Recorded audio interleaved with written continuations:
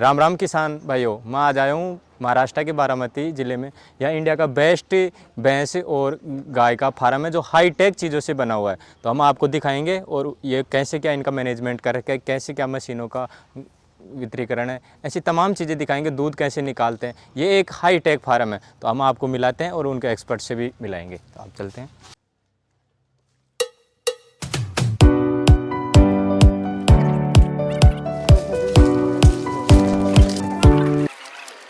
उमेश जादव है। मैं यहाँ पे 2021 से काम कर रहा हूँ। मेरा background means I am biotechnologist by profession. So आपका ये हमारा प्रोजेक्ट का नाम है centre of excellence for genetic improvement of indigenous cattle breed, तो जिसको हम शॉर्ट में सीओई डेयरी भी बोलते हैं। तो इसका आइडिया एक 2013 में आया था हमारे चेयरमैन राजेंद्र पवार उनके दिमाग में, और 2019 में एक्चुअली हमारा वो कंस्ट्रक्शन अदर फॉर्मेलिटीज़ कंप्लीट हुए। यहाँ पे RKVY का भी हम जो राष्ट्रीय कृषि विकास योजना है उसका भी हम फंडिंग लेते। सर दोराबजी टाटा होता है, किर्लोस्कर, ऐसे प्राइवेट फंडिंग भी है। तो ये डेयरी का मेन उद्देश्य यही था कि जो हमारे इंडिजिनस ब्रीड है basically not only in Maharashtra but also in Haryana, Punjab, Rajasthan, Gujarat. तो यहाँ पे गुजरात से लेके गिर है, राजस्थान की थारपारकर है, बफेलो में मुर्रा, पंढरपुरी वो भी है, और हमारे भी लोकल ब्रीड्स है। तो ये जो पूरा प्रोजेक्ट है हमारा वो it is divided into 4 parts. इसके 4 मेन यूनिट्स है। अगर एक पहला यूनिट है रिसर्च एंड एनालिटिकल लैब, जिसे हम संशोधनात्मक प्रयोगशाला भी बोल सकते हैं। दूसरा है हमारा एक्चुअल फार्म की जहाँ पे हमारा एक पूरा गोठा होगा। Then third part is our milk processing unit, हमारे जो भी मिल्क कलेक्ट होता है उससे हम प्रोसेसिंग भी करते हैं। And fourth part is like biogas generation and prom generation. ऐसे बेस 4 पार्ट्स है। तो आपको भी इसमें प्रोसेसिंग यूनिट का अलग से इंफॉर्मेशन दिया जाएगा। प्रोसेसिंग यूनिट का हमारे गोरे सर है, गोरे सर आपको इन्फॉर्मेशन देंगे। हम लैब भी देखेंगे, लैब में डिफरेंट इंस्ट्रूमेंट है जो भी डेयरी इंडस्ट्रीज के रिलेटेड हम यूज़ करते हैं, जिसमें लाइक अगर आपका ब्लड टेस्टिंग हो, मिल्क टेस्टिंग हो, और जो एनिमल को फीड देते, कॉन्सेंट्रेट देते, उसका टेस्टिंग हो, वो भी यहाँ पे किया जाता है। सो वो भी हम देख सकते हैं। Then biogas and electricity generation का भी यूनिट है जो भी हम रन करते। तो अभी हम ये जाके हमको एक नीचे जाके देखने का अलाउड नहीं है, तो इसलिए हम गैलरी से ही विजिट करेंगे और स्टेप बाय स्टेप हम प्रैक्टिकली वो देखेंगे। अभी हम इसमें जा रहे हैं और अपन देखते हैं कि इसमें क्या क्या चीज़ें हो रही हैं। ये क्या एक हाई टेक फार्म है, तो इसमें पशु परेशान नहीं हो, इसलिए अपने को ऊपर से गैलरी होते हुए जाना पड़ेगा, क्योंकि ये 2 कंट्री के बीच में एक कोलैबोरेशन प्रोजेक्ट चल रहा है, जो इससे बड़ा दूसरा इंडिया के अंदर कोई रिसर्च सेंटर नहीं है। तो अपन अभी देख पा रहे हैं जैसे गैलरी में यहाँ अंदर मशीन वगैरह लगी हुई है, और अपने को सर सभी चीज़ें बताएंगे। अभी आप देख सकते हो। हाँ, तो उनके हर एक एनिमल के गले में एक ये लगा हुआ है बेल्ट। तो वो बेल्ट के ऊपर सेंसर रहता है। जब वो मिल्किंग के लिए आते हैं वो सेंस करता है, और उसका आईडी रहता है काऊ का। तो वो सेंस करके हमको पता चलता है कि कौन से आईडी ने कितना मिल्क हमको दिया है, और बाकी के भी पैरामीटर उसके ऊपर हम देख सकते हैं। कुछ फीवर है, एक विशेष कैसा है किंवा खाद्य त्यानुसार, हाँ त्यानुसार मिल्किंग सर्व एका ठिकाणी होते का? मिल्किंग, हा यांचं मिल्किंग पार्लर समोर आहे। हा, आणि ते जे देशी आहे आपल्या त्यांचं ते मी दाखवलं तुम्हाला, ते मिल्किंग पार्लर, आणि मध्ये आपलं मॅन्युअल असं घेऊन यायला लागतं का? मॅन्युअली नाही, ते ज्यावेळेस मिल्किंग होतं तर इथे एक म्युझिक सिस्टीम लावलेली आपण, शास्त्रीय संगीत, तर गायींना एक सिग्नल जातो आणि बऱ्यापैकी जास्त काही हे करावं लागत नाही, ते ऑटोमॅटिक फक्त आपल्याला ओपन करावं लागते या लाईन, ते ओपन करून त्या एक येतात, म्हणजे त्यांना ती सवय झालेली मिल्किंगच्या इथे येण्यासाठी। सर उस पीला ब्रश का क्या बेनिफिट है? पीला ब्रश का वो ग्रूमिंग ब्रश बोलते हैं हम उसको। जब कुछ ईचिंग वगैरह होता है गाय को, तो वो वहाँ पे जाके उसको सेंस करता है। अभी वो बंद है, अदरवाइज वो उसको गाय ने टच किया तो वो इमीडिएटली घूमने लगता है और उसको थोड़ा कंफर्ट मिलता है। वो जस्ट काउ कंफर्ट के लिए, उसको कुछ ईचिंग होता है। ये देखो ये मिल्किंग पार्लर है और एक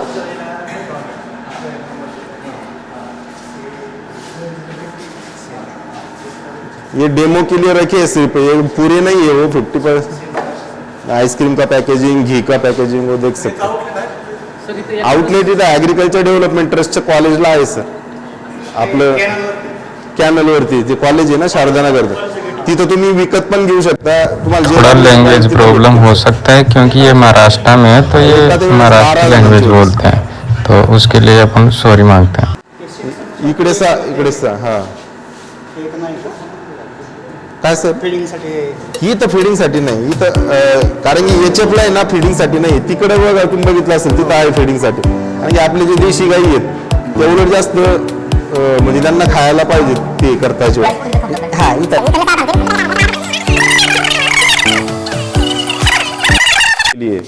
और एक शेड है dedicated to HF and Jersey only. तो ऐसा नहीं कि हम सिर्फ इंडिजिनस ही रखते हैं, एचएफ भी है और जर्सी भी हमारे पास है.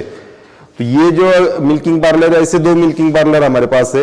एक पहला ये मिल्किंग पार्लर ये हमारे देशी गोवंश के लिए सिर्फ, और ऐसा ही एक मिल्किंग पार्लर एचएफ और जर्सी के लिए. तो उसका हम मिल्क सेपरेट रखते हैं, देशी और विदेशी का, उसको सेपरेट प्रोसेस करते हैं, उसके सेपरेट प्रोडक्ट बनाए जाते हैं. तो ये हुआ ऑटोमेटिक मिल्किंग पार्लर. आपके बैक साइड में आप देख सकते हैं एक्चुअली हमारा सेंट्रलाइज मिल्क प्रोसेसिंग यूनिट है. इसमें जो भी मिल्क कलेक्ट होगा तो उसका पूरा प्रोसेसिंग किया जाता है. 50% मिल्क का प्रोसेसिंग होता है और 50% मिल्क पैकेज किया जाता है. तो ये जो प्रोसेसिंग करके डिफरेंट प्रोडक्ट्स जैसे कि चीज हुआ, पनीर हुआ, lassi, ice cream, buttermilk, softy ice cream, दही, झांच, ऐसे डिफरेंट प्रोडक्ट्स बनाते हैं और हमारे एग्रीकल्चर डेवलपमेंट ट्रस्ट के नाम से उसका ब्रांडिंग किया हुआ है. तो ये हुआ सेंट्रलाइज प्रोसेसिंग यूनिट. इसके आपको अलग से इंफॉर्मेशन मिलेगी because I am not the expert of milk processing unit. So ये जो हमारे श्रीकांत गोरे सर है तो वो आपको मिल्क प्रोसेसिंग यूनिट का पूरा आइडिया देंगे कि चीज यूनिट का एक्चुअल फाइनेंशियल कैसा होता है, पनीर का कैसा होता है, नए नए कौन से हम इंस्ट्रूमेंट ले सकते हैं और कैसे इलेक्ट्रिसिटी सेव करके मैक्सिमम प्रोडक्शन और मैक्सिमम क्वालिटी दे सकते हैं. तो वो पूरा इंसाइट आपको मिल जाएगा. तो ये हुआ हमारा सेंट्रलाइज मिल्क प्रोसेसिंग यूनिट, ये मिल्किंग पार्लर हुआ. अभी हम गैलरी से देखेंगे एक्चुअल फार्म में कैसा है.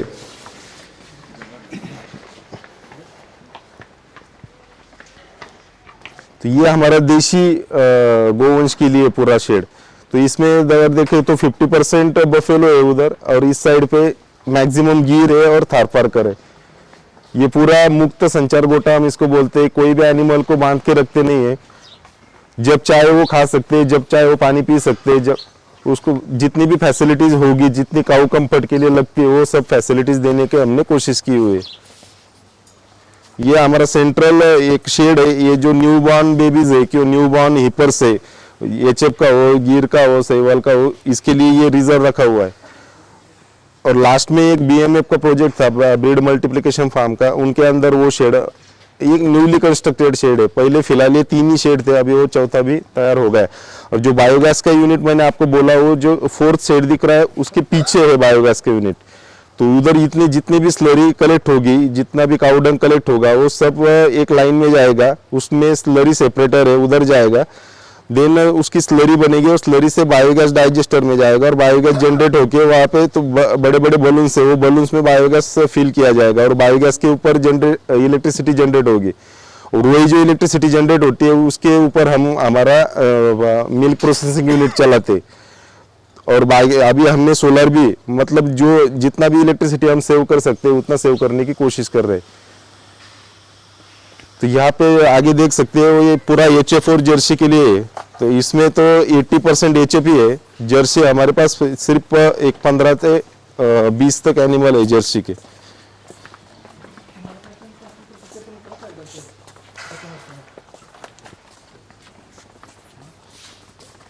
ये जर्सी और एचएफ के लिए.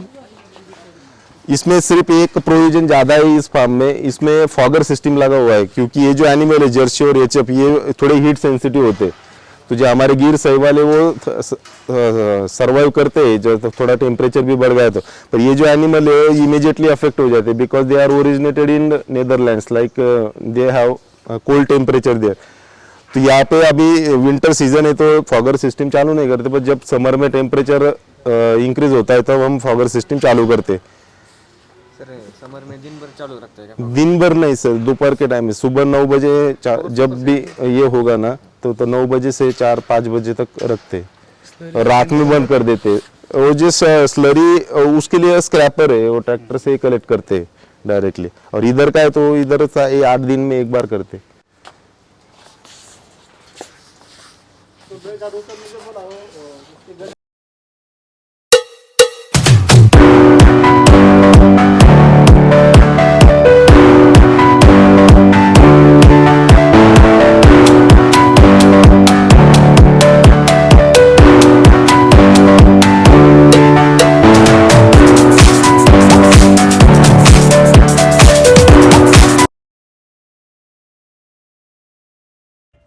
ये यहाँ पर हमारे को फार्म में बनी हुई आइसक्रीम खिला रहे थे और उसका मज़ा हमने भरपूर मात्रा में उठाई, और हम आपको टाटा कर रहे हैं क्योंकि हम अकेले ही खा पा रहे हैं, कैमरामैन रह गया।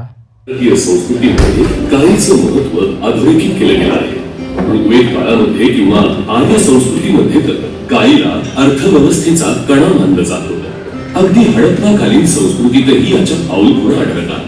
मात्र शेकडो वर्षांपासून केवळ कौटुंबिक गरजेपुरता मर्यादित असणाऱ्या गोपालनाच्या व्यवसायाला खऱ्या अर्थाने गती मिळाली ती म्हणजे 1970च्या दरम्यान दुधाचा महापूर आणण्याचं काम NDDBच्या मार्फत सुरू झालं। कधी काळी भुकेने उपासमार होणारा देश हळूहळू जगाच्या पाठीवर आता सर्वात जास्त दूध उत्पादन करणारा देश बनू लागला। ग्रामीण अर्थकारण उंचावण्याच्या दृष्टिकोनातून 1971 साली माननीय शरदचंद्र पवार यांनी पुढाकार घेऊन ऍग्रिकल्चरल डेव्हलपमेंट ट्रस्ट मार्फत व्यासपीठ निर्माण केलं। परंतु काही दुष्काळी भागात दूध व्यवसायाला चालना मिळणं तेवढं सोपं नव्हतं। संस्थेचे तत्कालीन चेअरमन पद्मश्री आप्पासाहेब पवार यांनी जबाबदारी घेतल्यानंतर दुग्ध व्यवसायाला जोडधंदा म्हणून जोर दिला। पुणे येथील कैलासवासी मणिभाई देसाई यांचं बायर फाउंडेशन संकरित गायींचा प्रसार करत होतं। तेव्हा आप्पासाहेब आणि मणिभाई या जोडगोळीनं या क्षेत्रामध्ये अभूतपूर्व काम केलं। 90च्या दशकात देशी गोवंश प्रजनन आणि सुधार व्यवस्थित न झाल्यानं काळाची गरज पाहता संकरित गायीच्या पालनाकडे लोकांचा कल वाढत होता। म्हणून शेतकऱ्यांसाठी त्यांनी गावोगावी जाऊन हातात खडू घेऊन दूध व्यवसायातील आधुनिक पद्धतींवर प्रात्यक्षिकं घेतली। प्रति गाय प्रति वेद दूध उत्पादन कसं वाढेल आणि शेतकऱ्यांमधील आधुनिक ज्ञान आणि तंत्रज्ञान कौशल्य कसं वाढवता येईल यावर भर दिला। या दरम्यान माननीय शरदचंद्र पवार यांनी दुग्ध व्यवसायाला लागणाऱ्या शासकीय योजना लागू केल्या आणि बारामती दुग्ध प्रक्रिया उद्योगातील डायनामिक सारख्या कंपन्या उभारल्या। पाहायला गेलं तर आज परदेशांमध्ये दूध उत्पादक शेतकरी नेहमीच तिथल्या एखाद्या विद्यापीठात किंवा एखाद्या प्रशिक्षण केंद्रामध्ये जाऊन अद्ययावत प्रशिक्षण घेऊन व्यवसायाची सुरुवात करतात आणि वेळोवेळी तज्ञांचं मार्गदर्शन घेतात। भारतामध्ये मात्र अशी सुविधा सहजासहजी उपलब्ध नाही। त्यात समोर येणाऱ्या काळात भारताची लोकसंख्या वाढणार, परिणामी अन्नाचीही गरज वाढणार आहे। अन्नामध्ये प्रथिनाचा प्रमुख स्रोत म्हणून दुधाकडे पाहण्यात येतं, पण देशी गायीमध्ये येणाऱ्या प्रजनन समस्या, कमी दूध, जास्त असणारा भाकड काळ, त्याच सोबत देशी जनावरांसाठी लागणाऱ्या खाद्य व्यवस्थापनाचं अपुरं ज्ञान, वाढत्या सेंद्रिय शेतीसाठी शेण आणि गोमूत्राचा अपुरा पुरवठा, हवामान बदलाचे गायी म्हशीवरील होणारे परिणाम यावर उपाय शोधणं महत्वाचं ठरतं। अशा वेगवेगळ्या बाबी लक्षात घेऊन संकरित गायी बरोबरच देशी गोवंश आणि म्हैस यांचा अनुवंश सुधार होण्यासाठी संस्थेचे चेअरमन राजेंद्र पवार यांनी centre of excellence for genetic improvement या प्रकल्पाची संकल्पना पुढे आणली। सर्वप्रथम प्रकल्पाची टीम निर्मिती करण्यात आली। युरोपियन युनियनच्या मदतीने या प्रकल्पाच्या अंतर्गत नेदरलँडचे पंतप्रधान माननीय मार्क रूट यांच्या भारत दौऱ्यात ट्रस्ट सोबत हा प्रकल्प उभारण्याचा सामंजस्य करार झाला आणि यामध्ये नेदरलँडचे व्हॅन हाल लारेन्सवाईन या विद्यापीठाचे तज्ञ सोबत आले। त्यांनी येथील दुग्ध व्यवसायाचा अभ्यास केला। संस्थेच्या कर्मचाऱ्यांना नेदरलँड येथे प्रशिक्षित करून त्यांच्याकडून प्रकल्प निर्मिती आणि आराखडा तयार करण्यात आला। तसेच प्रकल्पाच्या प्लॅनिंगसाठी डच तज्ञांची मदत घेतली। प्रचंड कष्ट करण्याची तयारी असेल तर बाळगानामध्ये देखील नंदनवन होऊ शकतं, म्हणून जाणीवपूर्वक या प्रकल्पासाठी उजाड बाळगानाची निवड करण्यात आली. पायाभरणी नेदरलँडच्या उपपंतप्रधान करोला शाउटन यांच्या शुभ हस्ते झाली. आराखड्यानुसार काम सुरू झालं.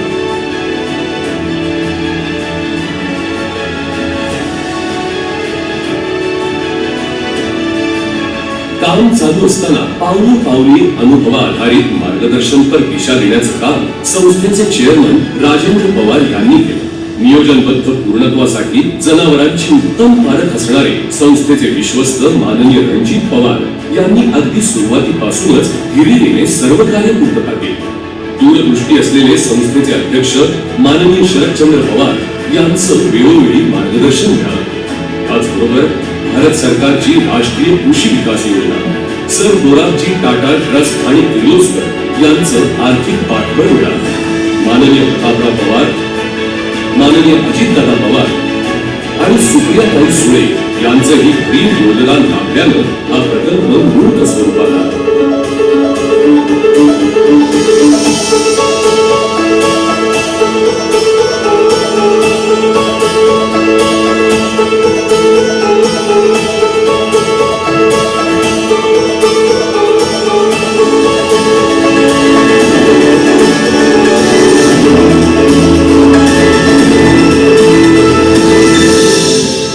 शेतकरी कल्याणाच्या उदात्त हेतूने स्थापन केलेल्या या पथदर्शी प्रकल्पामध्ये सध्या गीर, सहिवाल तसेच मुऱ्हा आणि पंढरपुरी म्हशींवर संशोधन केलं जात आहे.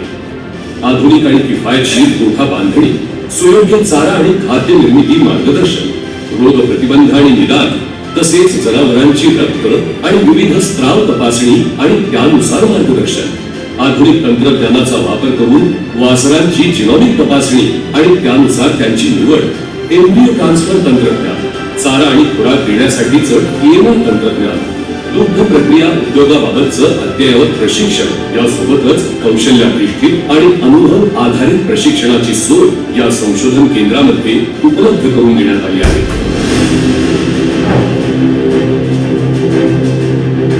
यामध्ये जनावरांसाठी सुयोग्य निवारा व्यवस्था, तापमान नियंत्रणासाठी फॅन आणि फॉगर यंत्रणा उपलब्ध असून कमीत कमी मजुरांमध्ये उत्तम गोठा व्यवस्थापनाच्या दृष्टीने शेण काढण्यासाठीची पद्धती तसेच मुरघास तंत्रज्ञान आणि त्याची साठवणूक पद्धती, स्वतंत्र मिल्किंग पार्लर, जनावरांची शारीरिक स्थिती समजण्यासाठी ट्रान्सपॉन्डर सारखं आधुनिक उपकरण, कृत्रिम रेतन प्रयोगशाळा, रोग निदान प्रयोगशाळा, प्रदर्शनी तसेच स्वतंत्र दूध प्रक्रिया युनिट, बायोगॅस आणि त्यापासून ऊर्जा निर्मिती प्रकल्प, प्रोम युनिट यासारख्या आधुनिक गोष्टींचा समावेश केला गेला आहे. या प्रकल्पाच्या माध्यमातून आज 100हून जास्त गावांमधून तब्बल 2 लाख शेतकऱ्यांपर्यंत आधुनिक दूध उत्पादन तंत्रज्ञानाचा प्रसार करण्याचं, 85,000 जनावरांचं रोगनिदान करण्याचं, कमीत कमी वेळेत जास्त दूध उत्पादन देणाऱ्या देशी वंशाच्या जातिवंत जनावरांची एम्ब्रियोपासून तयार केलेली वासरं पुरवण्याचं, त्याचबरोबर रोग प्रतिबंधक लसीकरण, कृत्रिम रेतन, चारा आणि खाद्य तपासणी करण्याचं आणि संतुलित आहार याबाबतचं तंत्रज्ञान देण्याचं, पशुवैद्यकीय विद्यार्थी आणि तज्ञ, डेअरी आणि पशुखाद्य उद्योजक, कृत्रिम रेतन तंत्रज्ञ, पशुसंवर्धन संबंधित कंपनीचे तज्ञ आणि अधिकारी, दुग्ध व्यावसायिक शेतकरी बंधू भगिनी यांच्यासाठी जागतिक दर्जाचं मार्गदर्शन आणि प्रात्यक्षिक प्रशिक्षण देऊन उच्च प्रतीच्या 3,000 पेक्षा जास्त देशी आणि संकरित जनावरांची निर्मिती करणे ही सर्व उद्दिष्ट ठेवून आम्ही काम करण्यास सुरुवात केली आहे.